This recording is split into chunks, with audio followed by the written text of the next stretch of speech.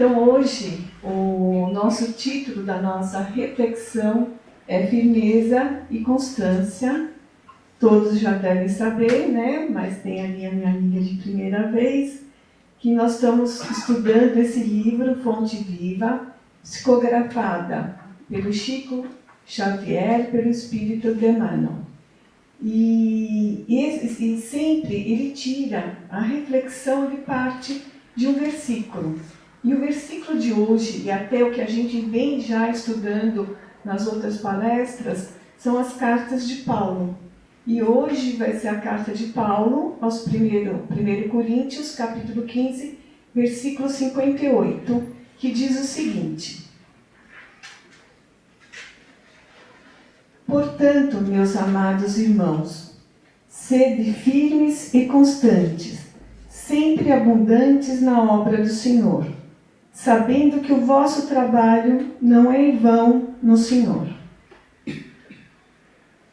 Vamos refletir nesse versículo, começando pelo início do versículo, né? Sede firmes e constantes. Então, Paulo, a maioria das suas cartas, ele escreveu quando ele estava preso, para os seus companheiros que estavam cuidando das igrejas distantes que eles tinham fundados. E Paulo escreve diversas cartas como estímulo, conselho e advertência. E aí ele dá esse conselho de sermos firmes e constantes. Depois, Emmanuel repete esse conselho para nós. Por que será que nós precisamos ser aconselhados para sermos firmes e constantes? Por causa de uma palavrinha chamada resistência. Então eu vou trazer aqui um autor que eu acho muito interessante, que chama Steven Pressfield. Ele é vivo, é um escritor americano, que os filósofos falam que ele poderia ser um filósofo. Os budistas falam que ele poderia ser um budista. E eu falo que ele tem o pé no espiritismo. Ele nos fala uma coisa muito interessante. Ele fala o seguinte, que todos nós viemos com um propósito. Todos nós temos um propósito. Mas todos nós também temos um desafio. Nós temos uma resistência para cumprir o nosso propósito. Todos nós temos um propósito comum, que é o nosso crescimento espiritual. Mas nós também, todos nós, temos uma resistência. Cada um tem um caminho no seu crescimento espiritual, que é único, que é particular de cada um. E assim também a gente vem com um desafio, né? Então, algumas pessoas vêm com uma tendência a procrastinar, deixar para o amanhã. Amanhã eu faço, amanhã eu vou, e o amanhã não chega. Ou se não, eu tenho uma certa preguicinha de fazer algumas coisas, sou meio desorganizada, não encontro tempo, sem falar dos nossos medos. O medo da mudança, o medo do desconhecido, o medo de não ser suficientemente bom, o medo de não corresponder às expectativas dos outros. E assim, tem inúmeras resistências que nós temos. E ele fala o seguinte, que as nossas resistências internas criam aliados externos. O que quer dizer isso? Então, tem um parente, um marido, um namorado, um filho, um pai, sei lá, que se opõem àquilo que nós queremos fazer.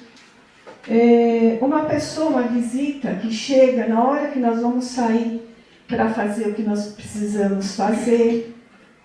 O tempo, né? Hoje está chovendo, eu não vou. Hoje está quente, eu não vou. Hoje está frio, eu não vou. E assim nós vamos. E aí ele fala uma coisa interessante, né? Todos nós temos desafios na vida, né? Quem não teve um desafio na vida, levanta a mão. Ninguém, né? Mas ele fala o seguinte, que os maiores desafios nossos não são os externos, são os internos. Somos nós mesmos, os nossos defeitos, as nossas resistências e os nossos medos. E ninguém melhor para falar de firmeza e constância e desafio que o nosso amigo Paulo, né? Então ele, enquanto Saulo de Tarso, um homem prestigiado na sua época, né? Prestes a assumir um dos cargos mais importantes da época, uma pessoa estimada, com boas condições financeiras, materiais. E ele, quando na estrada de Damasco, se encontra com Jesus e aceita o desafio de difundir as ideias de Jesus. E a partir de então, ele passa a ter os maiores desafios, que exige que ele tenha a maior firmeza e a maior constância para poder cumprir esses desafios, né? Ele, a família e os amigos lhe viram as costas, ele perde as condições financeiras, ele é caluniado, chamado de louco, açoitado, preso e até finalmente ser condenado à morte pelo imperador Nero. Gente, ainda bem que a gente não tem um desafio desse, né? Mas os nossos desafios são grandes para nós. Paulo, esse versículo está dentro do capítulo intitulado Como será a ressurreição dos mortos? A palavra ressurreição não era clara para os hebreus naquele tempo. Este era um assunto que era discutido em pequenos grupos de estudiosos, de intelectuais. A palavra ressurreição quer dizer retornar à vida, viver de novo. E a palavra reencarnação só veio bem mais tarde, no século XIX, com Kardec. E ele nos fala nesse capítulo que o corpo não participará do reino de Deus, e sim o espírito, através das sucessivas encarnações, depurará o seu espírito. E aí ele segue mais ou menos assim, tentando simplificar, né, para vocês. Que, primeiro, o que é o reino de Deus? O reino de Deus não é um lugar físico. É um estado de plenitude, de paz, de amor pleno, de felicidade espiritual. E que nós só alcançaremos esse reino de Deus depois de nos depurarmos, o que ele chamou de nos tornarmos incorruptíveis, sem máculas, sem manchas, sem equívocos. E um desafio deste tamanho não seria para uma encarnação só, né?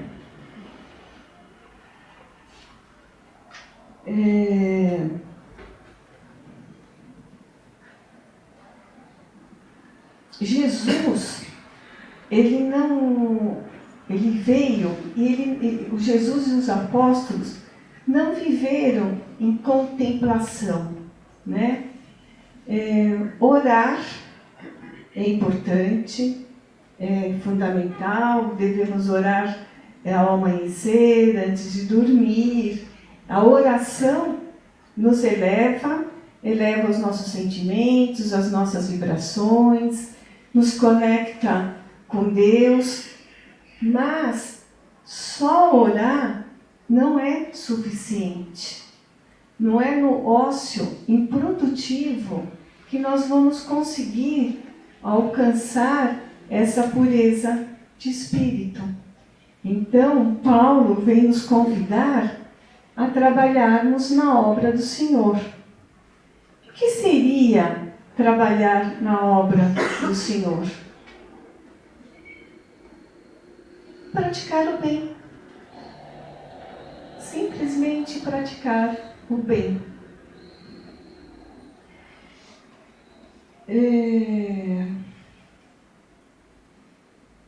E para isso, nós precisamos ser firmes, constantes e vigilantes. Vigilantes com os nossos pensamentos, com nossas palavras e com as nossas ações. Porque a gente pratica o bem ou não através dos nossos pensamentos, palavras e ações.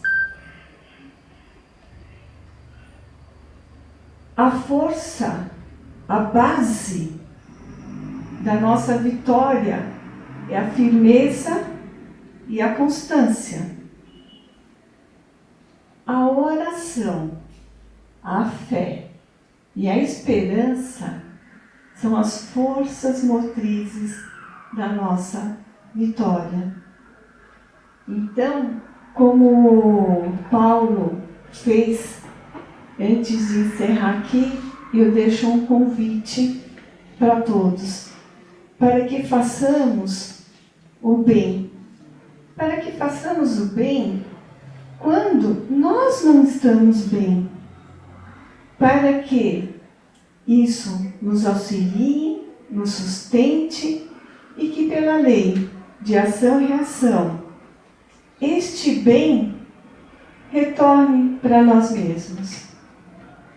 E que também façamos o bem quando tudo acabou, em forma de gratidão, de retorno do bem que nós recebemos e assim atrairmos para a nossa vida mais coisas pelas quais sermos gratos.